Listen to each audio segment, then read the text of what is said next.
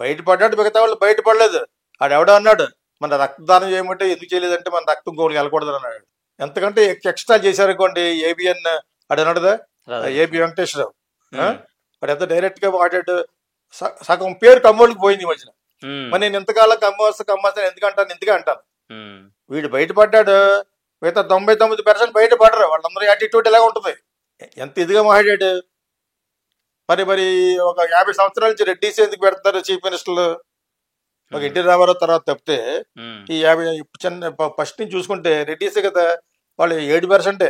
ఆయన కూడా ఎందుకు వస్తున్నారు అంటే వాళ్ళతో కూడా జాగ్రత్తగా ఉండాలి. ఏబి వెంకటేశ్వర లాంటి బళ్ళాడు వచ్చాడు అనుకోండి, నువ్వు ఉండకూడదు, వేరే దేశం వెళ్ళిపోవాలి, ఈ నేపాల్ వెళ్ళిపోవాలి. నీకున్న 2-3 సంవత్సరాలు బ్యాలెన్స్ ఉంటాను. How can you talk like that? దుమ్మెత్తేసారు అతను. నాకు చాలాసార్లు కాల్స్ వచ్చినాయి. మనం అయితే చాలా మంది మాట్లాడతారు, అతను మాట్లాడడం తప్పనే భోజనం చేసేవాడు ఎవడన్నా అనుకుంటాడు.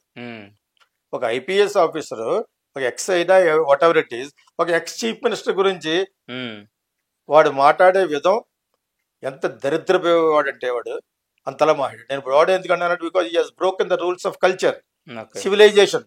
You spoke like uncivilized fellow being an IPS officer. It's a disgrace the entire IPS. ఇప్పుడు చేస్తున్న మెరిటోరియల్ ఐపీఎస్ అందరికీ కూడా బ్యాడ్ అది. Where you point out on caste and scolding with an abusive language of Jaganmohan Reddy. తప్పది. అక్కడ బయటపడిపోయింది ఆ caste యొక్క పరపతి ఏంటనేది. సో మళ్ళా పవన్ కళ్యాణ్ని బదనాం చేయడానికి వీళ్ళందరూ చూస్తారు కూటమిలో. ఆ క్యాస్ట్ కాపులతో కలవదు. నేను ఎప్పటి నుంచి చెప్తున్నాను, ఇప్పుడు ఏబి వెంకటేశ్వరతో అర్థమైపోయిందా?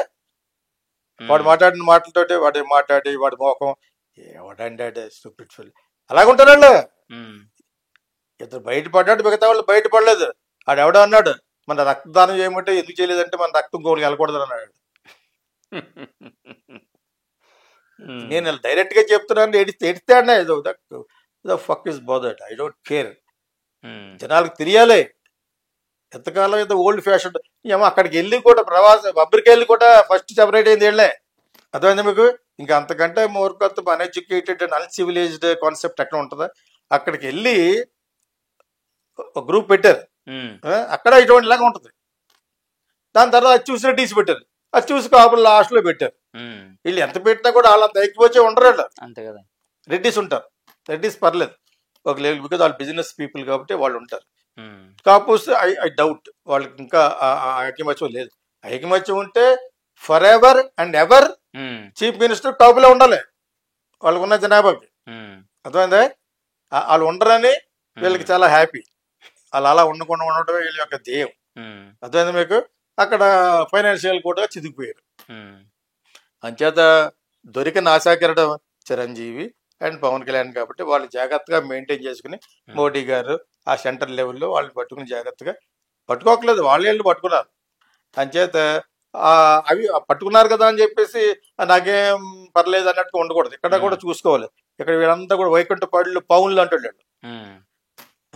నీకు నిచ్చినల్లా మోడీ గారు ఒకటే. ఆ నిచ్చిన జాగ్రత్త ఎక్కుతున్నప్పుడు పక్క చూడకూడదు. చూసావా మింగేస్తారు.